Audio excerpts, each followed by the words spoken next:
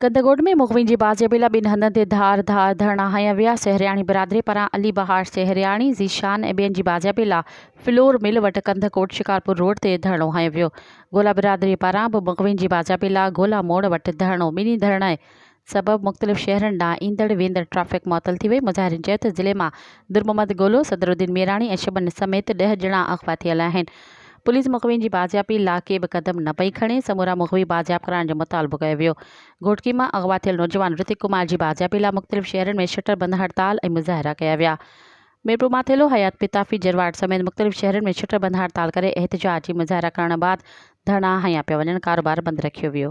मज़ीद ख़बरनि ऐं तफ़सीलात लाइ विज़िट कयो असांजी वेबसाइट www.awamiNewsHD.com ऐं ॾिसंदा रहो अवामी न्यूज़ HD।